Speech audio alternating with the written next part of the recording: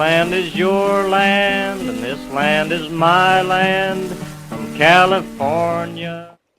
Hello, I'm Jamie Gilpatrick, Managing Director at Bristol Riverside Theatre. Welcome to our second production of the main stage season, Mountain, The Journey of Justice Douglas. I'm here today walking along the Delaware Canal, just a few blocks from the theatre. Justice William Orville Douglas, the subject of our play, also walked this same path back in 1969. He came to town with his wife Kathy to help garner support for the preservation of this canal at a time when it was under threat. He had a deep affection for the outdoors and was an early conservationist. His love of nature stemmed from his childhood experiences in the Yakima Mountain of Washington State. He was nominated to the Supreme Court by Franklin Roosevelt and was sworn in 1940. He served on the court for 36 years, 209 days, the longest term an individual has yet served. He was a Supreme Court justice through some of the most turbulent times in American history, encompassing World War II, Korea, Vietnam, and the Civil Rights Movement. Martin Luther King Jr. once said, "The ultimate measure of a man is not where he stands in moments of comfort and convenience, but where he stands at times of challenge and controversy." Douglas's life was marked by both. He was the frequent voice of dissension within the court, and his detractors attempted to impeach him multiple times. In his personal life, he overcame a childhood infirmity, bore the attacks of his critics, and would marry 4 times.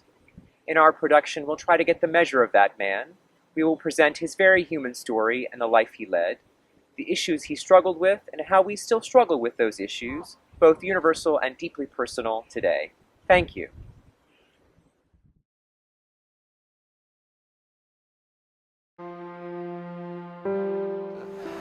You see, the distinctive thing about the court in its history is that it's a circle of men with fierce ideological differences. Fierce. With every man willing to die for his point of view, but as a group harmonious, which is unusual to find. Would you say today it's harmonious? Yes, it's harmonious. When he was appointed by President Franklin D. Roosevelt, William O. Douglas was among the youngest ever to serve on the Supreme Court. Raised in poverty near Yakima, Washington by a single mother, he came east upon admission to Columbia Law School, arriving on the streets of New York with no money. To pay tuition, he cobbled together part-time jobs and academically soon made his reputation as an exceptional legal mind. His mastery at the practice of business law earned him an appointment to head the Securities and Exchange Commission to shake up corrupt practices on Wall Street.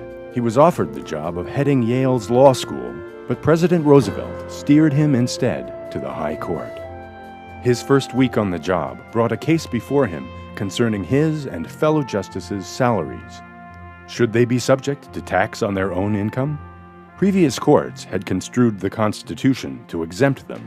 And the youngest, after the discussion, the youngest justice in service votes first. And he was turned to me and he said, "Douglas, how do you vote?" And I said, "I vote to reverse." And that's the way the court went. And as I made the little entry in the docket sheet, I said to myself, "Young man, you've just voted yourself first-class citizenship." And I decided that if you're going to pay taxes like everybody else, that you should be a citizen like everybody else. Plunged into World War II, Douglas was swayed in some early decisions by senior views of the court. One far-reaching decision, affirming the government's right to detain Japanese Americans in internment camps, he soon after publicly regretted. And that regret bolstered the vigor he brought to defending civil liberties for the rest of his life. Spanning America's critical decades, from the Cold War and anti-communist fervor, the Civil Rights Movement, and the Vietnam War protests, Douglas's opinions reflected his strong view of due process guaranteed by the Bill of Rights. The right to equal protection under the law, the right to not self-incriminate, the rights to privacy. For his outspokenness to make the court more an organ of the people, detractors branded him an activist judge, not least for his lack of reverence toward precedents in the law. Well, I've always thought that on a constitutional decision, that stare decisis, that is, the established law, was really no sure guideline, because what did the judges who sat there in 1875 know about, say, electronic surveillance? They didn't know anything about it. Or television. Why take their wisdom? That's why I once said, to the consternation of a group of lawyers, that I'd rather create a precedent than find one. Because the creation of a precedent in terms of the modern setting means the adjustment of the Constitution to the needs of the time. Many of his opinions, particularly in dissent, made as much news as those that prevailed. In Sierra Club versus Morton, in which the environmental group lost its case against development, he wrote that if the Sierra Club had no standing, then perhaps standing ought to be redefined. He wrote, "The critical question of standing would be simplified and also put neatly in focus if we fashioned a federal rule that allowed environmental issues to be litigated in the name of the inanimate object about to be despoiled, defaced, or invaded by roads and bulldozers, and where injury is the subject of public outrage." While the Sierra Club lost the battle, Douglas's dissent empowered the legal victories that won the war to give standing to American wilderness worthy of protection. Well, you need the week to think about these problems, but you can be hiking while you don't need to stop thinking. Can you do that? Can you keep the facts of a specific complicated case in your head as you're walking through the woods here, for example? Oh, sure. That's the best way to solve a problem if you're confused. But I tell when I talk to lawyers, that you never confuse if you read the Constitution the right way. And I consider William Douglas to be one of the greatest justices of the 20th century. And let me talk about why. He was a champion of civil liberties, free speech, First Amendment rights in general, and constitutional protections of privacy. Also, the rights of the accused. One of the decisions that he wrote the majority opinion for was Griswold versus Connecticut. Now, Connecticut had a law that banned the use of contraceptives by married couples, and not just married couples, but including married couples in the privacy of their home. I think we would look at that today as a little bit strange, but that was the law of the time. And when the case made it to the Supreme Court, and Douglas ended up writing the majority decision, he basically created a constitutional right to privacy. Nowhere in the Constitution is the word privacy mentioned. The first 8 amendments deal with many different of our protections, but the 9th Amendment says the enumeration of the above rights should not be construed as the only rights retained by the people. And Douglas used a combination of the previous amendments plus the 9th Amendment to say there is a constitutionally protected right to privacy. A majority of the court concurred. I think the vote was 7-2. The Griswold, the Connecticut law was stricken, and that today, when we look at that today in retrospect, I think if you ask 10 Americans on the street, do you think there should be a constitutionally protected right to privacy, the answer would be a resounding yes. However, at the time, it was a very controversial decision because Douglas arrived at it without the big scholarly, in-depth analysis, reliance upon previous decisions that the court usually functions under. Instead, it was he went from point A to point B. Point A was we have a law. I think the law is ridiculous. I'm going to fix it with a judicial decision since the legislature is not fixing it. So I think that's an important point about the totality of the way Douglas approached his work. With regard to free speech, he was it's interesting because when it comes to protecting rights, he was a strict constructionalist. When the Constitution says Congress shall make, the First Amendment says Congress shall make no law regarding restricting freedom of speech. The word was no law. And he was a strong adherent to that. Any infringement on speech or press would run contrary to Douglas's views, and his decisions reflected that. The same would be true with religion in the schools. And again, that's probably the only one today that is still controversial. Conservatives will say, well, we've taken God out of our schools. And Douglas would say the Constitution took God out of the schools as soon as the Bill of Rights was written.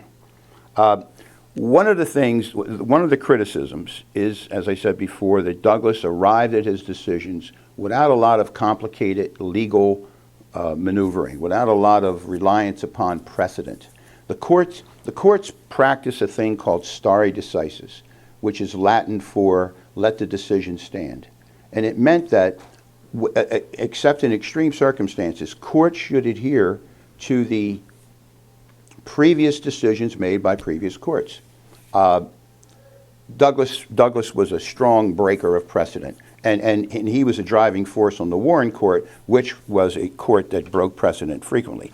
A good example of breaking with precedent is the idea of Brown versus the Board of Education.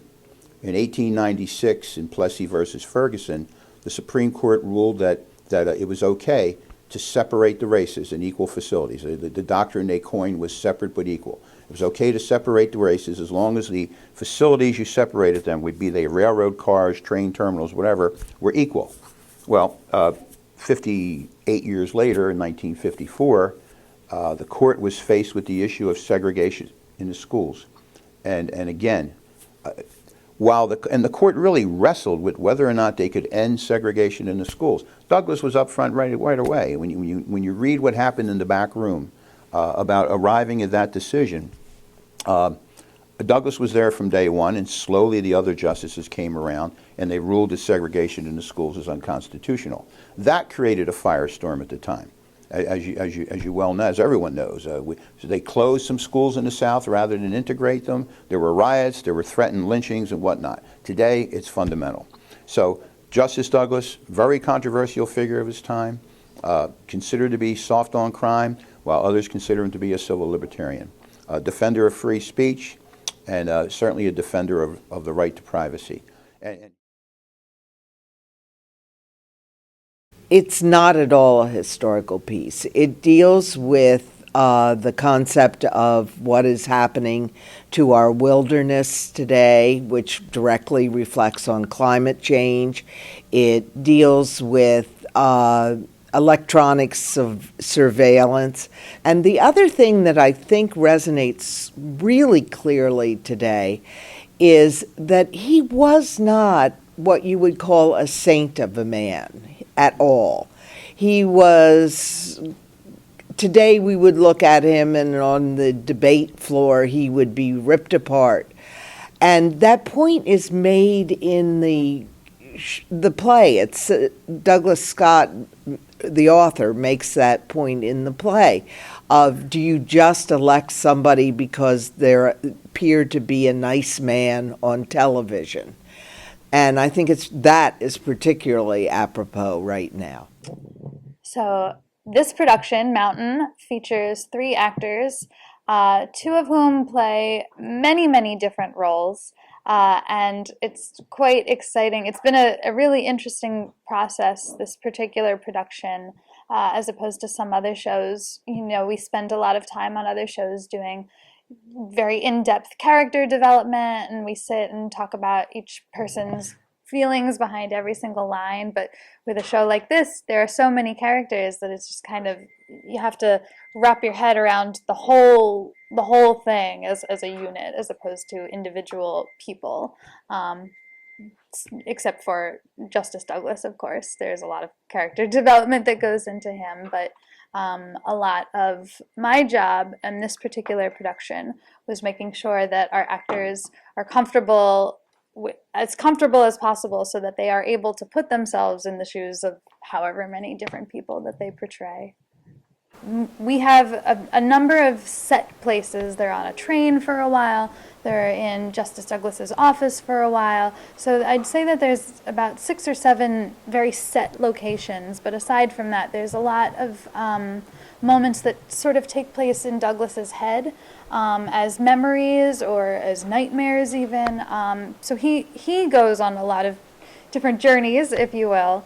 And all of the technical elements go on that journey as well. It's a very technically heavy show, but I like that. It gives me something to keep me on my toes. My favorite moments in this show are the transitions when we're shifting from a certain time period into another time period. for me, it's visually striking because, I mean, all sensory striking because we've got the panels are projecting what year we're in. The lights definitely have a severe shift of mood and feel. Our sound designer has given us beautiful music underscoring, and to just sort of, travel along in the story with our characters is always my favorite. The production stage manager is a part of the production process probably longer than most other people involved in the show. We are on board from before the show even starts rehearsing, from the very first few designer meetings, all the way up until a show closes. When a show opens, the director and the designers peace out, and then it's really in the stage manager's hands to make sure that everything is running smoothly. And along with that, my job varies whether we're in rehearsal in our rehearsal space, or if we're in our technical rehearsal and I'm coordinating all of the different designers and making sure the actors are where they're supposed to be, and then of course once we open, making sure that the actors are doing the job that they should be doing, making sure that the set is in good condition and so forth. There's a lot of things that vary from pushing buttons to make the lights change to making sure that there's coffee in the green room for the actors to enjoy. Basically anything that you wouldn't think of that has to get done is what a production stage manager would do. During a show, let's say on any given page of the script, I probably have, in this particular show, I have at least 10 to 15 cues, light cues, sound cues, projection cues, that either need to be called, which means I will, on my headset, call down to the sound guy and say, stand by for sound cues 722. And then I say go, and when I say go, he pushes a button and something magically happens, some music or something. And as far as the lights go, I am actually controlling the lights. So rather than telling myself to stand by, I just think it, and then I push the button when I have to. And those happen, they might happen based on a word in the script, like when I hear an actor say a certain word, or it might happen when an actor walks from one side of the stage to another. In this show, you can anticipate that basically anytime anyone moves at all, there is a sound or light cue that goes along with that. A projection designer is a designer just like the set designer or the costume designer or the lighting or sound designer. What's great about being a projection designer is that it's a very versatile media. So sometimes we can help identify location like a scenic designer, sometimes we can help create mood and isolate like a lighting designer, and sometimes we can even set rhythm like a sound designer or even like choreography to a piece. So it's a very flexible medium. When we set about designing Mountain, we decided to use projections as a fragmented view into Douglas's mind. So the play takes place in the last moment of his life, and he's looking back on different aspects of his life, and it moves very quickly. So this is what the projections are both trying to help illustrate, that abstract space of dreams and of your mind and how your mind travels as you think back. One of the challenges with this production was that the play moves from place to place to place so quickly. So we got to work with, is a projection at this moment, is it helpful for us to show a location? Is it helpful for us to be very specific? Or is this a place where we really need to let the language breathe? Is this a place where Douglas's mind is becoming a little more fractured and a little more abstract? One of the fun things about working on this show was that when you see the set, you'll see it's a lot of panels, and the panels break up the imagery, so we do get a lot of that fragmented look to the show. So we got to go moment to moment to see if those images stayed and covered the entire set, or if those images actually broke up in the way that the panels that you'll see do break up the image. But one of my favorite parts of the show is how we also show movement, and we help illustrate that. So working on those animation sequences that you'll see throughout the show is one of my favorite things to add to the show. Things that you can't you can only do so much planning for. So it's been really exciting to be in the theater and working with the actual stage and being able to manipulate images on the stage and discovering what it looks like. So it's been a great process to be in the room, and we've all been discovering things every minute that we go through tech. So I hope you enjoy it. It is a series of events and flashbacks that suggest other events in his life. So learning that FDR has polio leads you to a flashback of when he was a child, and he had infantile paralysis. So it is interesting in that way, where it flashes back and jumps from scene to scene. But I think that will keep you very well tied into where you need to be as an audience. There's so many beautiful, sad, exciting moments. These three actors do over 100 characters, and it flows beautifully. It would be difficult to pick a moment out. I think one of the moments I like is when he realizes that Justice Brandeis calls him and asks to speak to him. And he says, Justice Brandeis knows who I am. I mean, it's a very sweet and so human moment. I love it. It cautions us against not paying attention.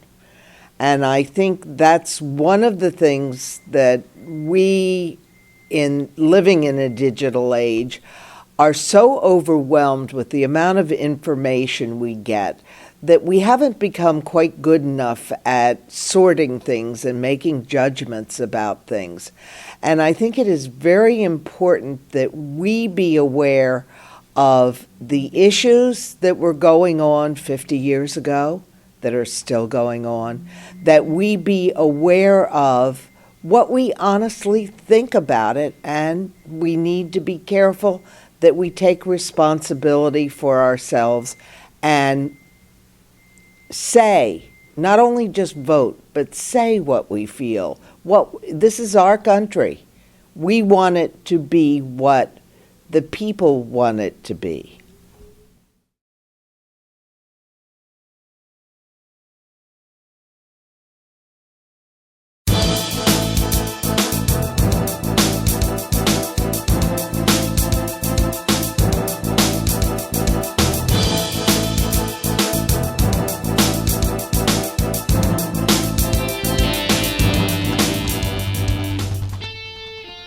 Calkins Media, not your traditional newspaper company.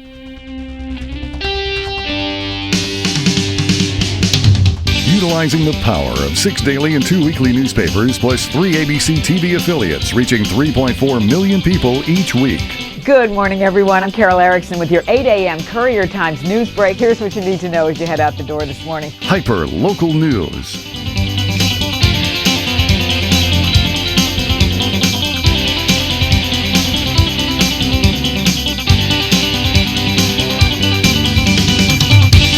The most resources of any news organization, including broadcast. Hyper local programming, including sports.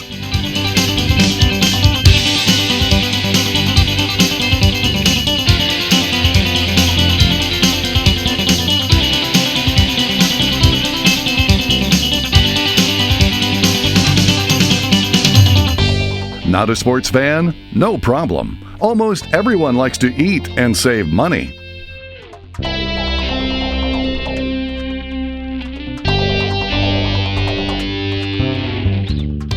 But there's more.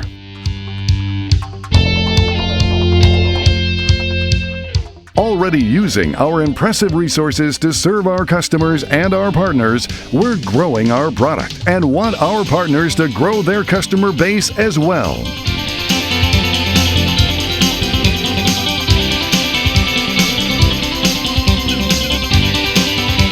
Calkins Media, not your traditional newspaper company.